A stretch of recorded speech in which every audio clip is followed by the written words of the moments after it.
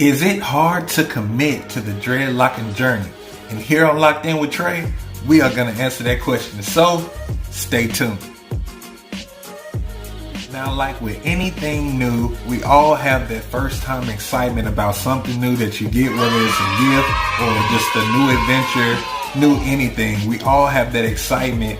And the one thing that we all experience once that excitement is gone is back to normal. Is now what do we do? I'm tired of it now. And that very thing can bring about discouragement. When that excitement was so high because it was brand new, and now that that's died down and it's become normal to you, now it's time to see what you really made of, what you are really about. Because when it's all said and done, all the crowd is gone. Now it's just you at your house with the door closed. This is getting dark.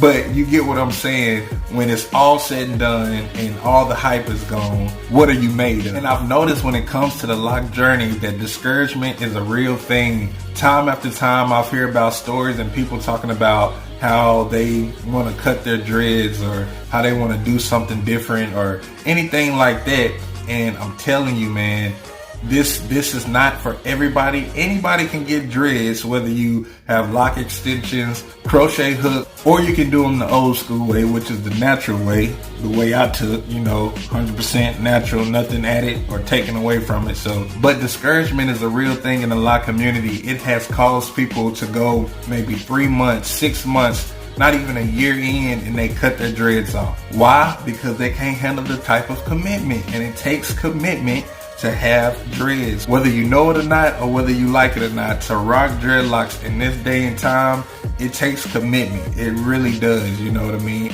And it ranges from different levels for different people. So somebody might be going through something with their dreadlocks, somebody else might be going through something with their dreadlocks, and it's all according to what you can handle and the type of commitment you are willing to put in when growing your dreads out. But yes, discouragement is a real thing. Don't let anybody tell you that it's not, because there's so many people who just let go of their dreadlocks halfway to a year and they say they tried it. But I feel like you haven't tried dreadlocks all the way until your first year anyway. So, hey, if you're feeling discouraged, I'm telling you, don't do it. Just wait your full year and then go from there. Another thing that may make it hard for people to commit fully to dreadlocks is people who like to be clean cut all the time, 24/7. And I'm trying to tell you, you're going to have days with this Loc Journey. You're going to have to fight it through what they call the ugly stage, even though I don't think there really is an ugly stage per se. Some people call like this stage that I'm in, it could be considered an ugly stage to somebody.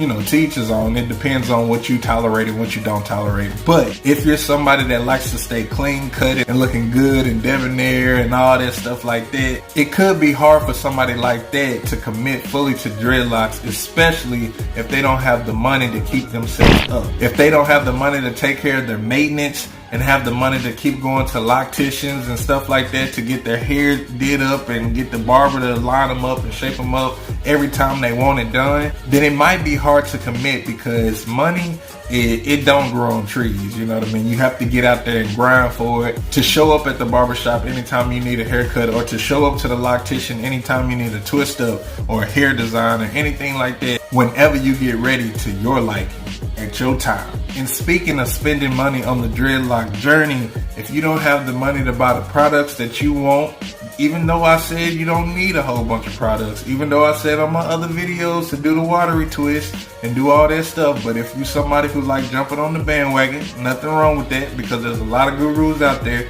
But if you somebody that like jumping on that bandwagon and doing what they do and getting the products they get, but you don't have the money to get all the vegan products, all the oils and all the locking gel and locking cream and all that stuff that you may think considers you a locker, you might have a problem committing. After all, how can you keep up with the Dreadashians if your money funny? Another thing that may make it hard for somebody to commit to the Loc Journey is the amount of attention that you get from having dreadlocks. Now, we are living in a time where dreadlocks are growing to be cool and accepted everywhere, because you have celebrities that wear them. You have, all these famous people that's coming out rocking dreads, all different cultures, are accepting it in the workplace. You know, wherever you go, just about, you might see somebody with dreadlocks. Not a lot, but a lot more than it used to be back in the day. And with the popularity of how dreads are rising on the charts of acceptance comes that attention. And especially if you are somebody who's rocking dreads in an area where dreads are not really around, you're going to draw a lot of attention. It don't matter where you go. You can be in the mall, you can be at church, you can be, you know, walking your dog, anywhere. If it's in a public place, you're going to draw some attention if you're the only one rocking dreads. So if you are somebody who don't like attention, then it's probably going to be hard for you to commit. I can about 95% say that you are going to have a hard time committing all the way through, especially if you're a reclusive person and you like to keep to yourself. You really don't like talking to people that much. Them dreadlocks is going to bring some attention. Those are conversation starters. So you might as well get ready or get the machete. And I don't mean to cut your head. I'm talking about, all right, moving on. And last but not least, the one thing we can all agree on, the reigning supreme of why somebody will not commit to the Loc Journey process, is the bad rep. I think we can all agree the bad rep. And I know I mentioned it just a few seconds ago, but yes, the bad rep that dreadlocks have been getting and still kind of get, it's a little bit more accepted now because of all the people who are rocking it now, and you know, all the cultures and all that, yada yada yada. It's a little bit more accepted, but it still has a bad rep in some areas of daily living. And that can most definitely deter you from getting dreadlocks anytime, any form of fashion, especially if it involves your workplace. Now, when it comes down to your dreads or your job and you having to weigh that option, I already know which one you're going to pick, because you got to survive. You got to provide for your family if you have one. And your dreads, they can grow back.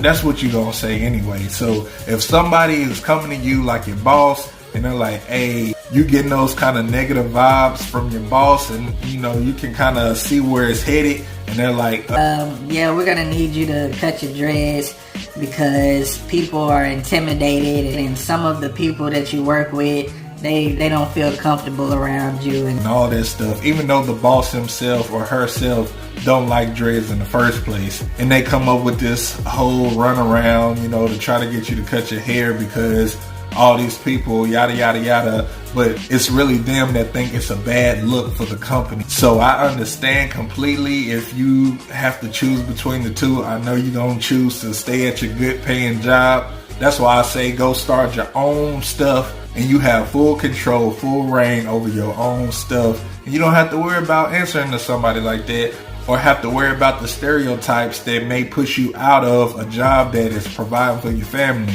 But I can most definitely see that that could be something that keeps you from rocking dreadlocks anytime. And I don't blame you. I don't blame you. If you have to survive, man. Like, these ain't the world, you know what I mean? To some people they are. To some people they would quit their job in a heartbeat because of all the time and effort they put into growing their locks out. And it's kind of like a Samson Delilah thing. You ain't about to cut my, I'm leaving.